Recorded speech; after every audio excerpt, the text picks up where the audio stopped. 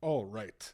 It has been a while since I've last done a video. I've mostly been publishing on Substack under Deep Squat's Shallow Thoughts. So if you are a subscriber here and you want to see more of my content, because I am not really a good video editor, or not really a video editor at all, I'm much better and more familiar with the written style. I've been posting on Substack at Deep Squat's Shallow Thoughts or at Wolf Strength under the title Deep Squats, Shallow Thoughts at Substack. So go subscribe there if you want more of my content. But in the meantime, I did a video for a client last week that I thought was good enough, even though it's not professionally done and edited, was good enough just from the content, even without any of the bells and whistles, to post publicly. And I got my client's permission for it. So I'm going to post it here. This introduction is just to tell you about the topic. So one of the most common topics that comes up in the deadlift, if you coach enough people, or if you do the deadlift long enough yourself too, this will probably happen to you at some point, is that you set up too much on your toes. Some people do this if they're using the starting strength method and they're doing it with lifting shoes, which have a little bit of a heel. It tends to pitch you a little bit forward on your toes. But even people who deadlift in their socks or barefoot or in flats often find themselves, like my client did, who is deadlifting in flats, often find themselves on their toes during the setup. And no matter how many verbal cues I give, rock back off your toes, rock back to midfoot, get off your toes, whatever, number of cues that I use over time, it doesn't help. And this causes several issues. Obviously, you're off balance when you start. Often, if the weight is heavy enough, it pulls you back by force. But what that does is that takes time, focus, and effort away from the other things you want to be doing at the time.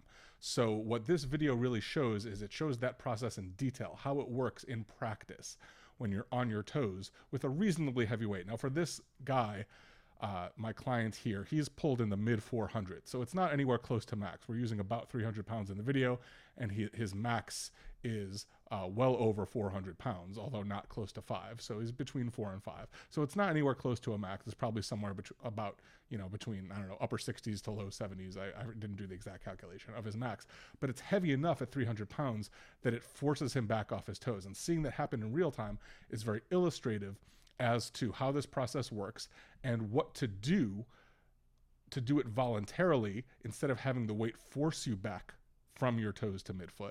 What you need to do it voluntarily so that you can have a better setup and then subsequently a better squeeze. So that's what this video is all about. With that introduction out of the way, now we'll go straight to the video, which will be the rest of this video. So I hope you enjoy. Once again, if you want more frequent content, at Wolf Strength or Deep Squats Shallow Thoughts at Substack for more written content that I am publishing there more frequently and more regularly. Okay, hope you enjoy this deadlift video. We'll see you next time. Decided that I actually wanted to make a video to show you what I'm talking about, because I think I've said this a few times and I don't know if it's good enough verbal description to tell you what I want to tell you. So I thought showing you might be better. So I've mentioned a few times about kind of being on your toes and having the weight force you back to midfoot. And I'd rather you get back to midfoot first and then squeeze.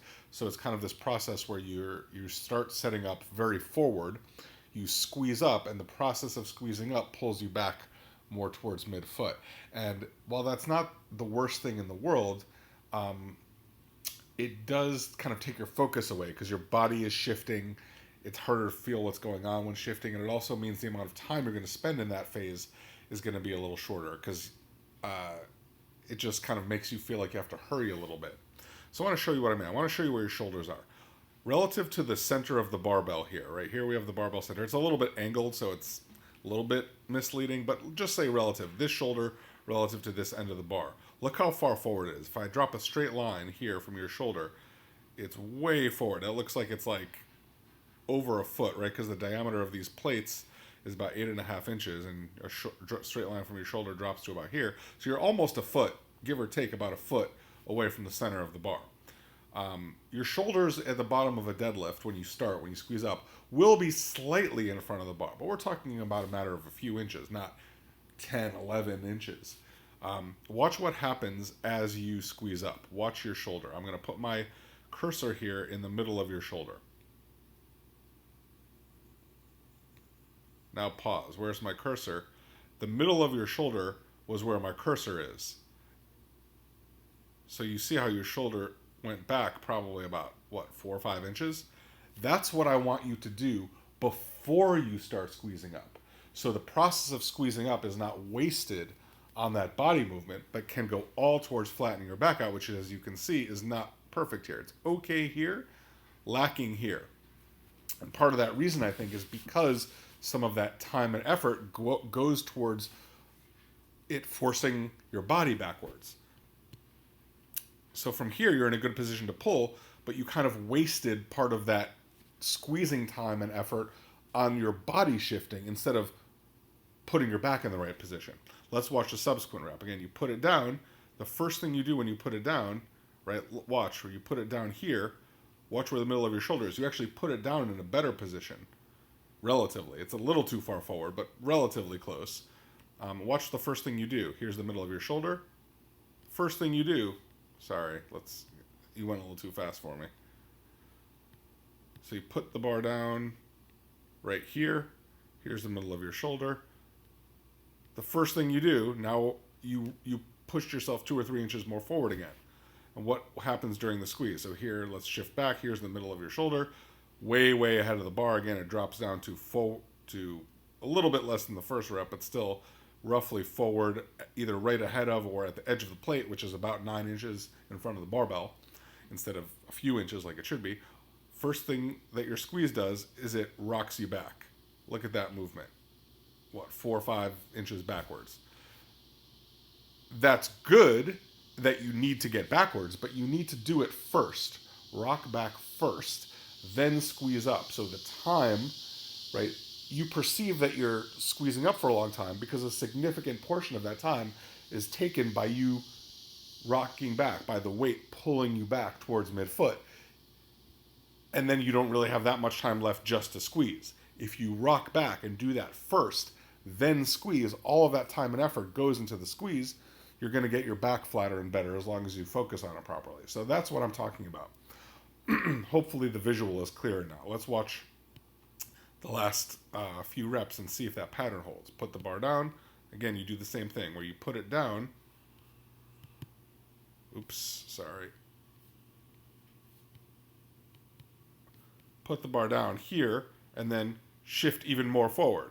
Right? You see how that, where you put the bar down was here. You can see the shift happen. This is where you put it down. This is where you are half a second later. Watch the shift. See that? Significant shift. Right? Watch your butt relative to this sign if you want to see it. So where you put the bar down is like there. Right? Your butt is right up against the sign. Not a lot of space in between. Where you shift to is there. Whole bunch more space. So we see this pattern over and over. You shift towards your toes. Pull yourself back. Rock back off your toes first, then squeeze up. Rather than starting the squeeze way on your toes, taking the time and effort of that squeeze to pull yourself back or have the weight force you, pull you back. But then that gives you less time and effort and intentional focus to be on the squeeze itself.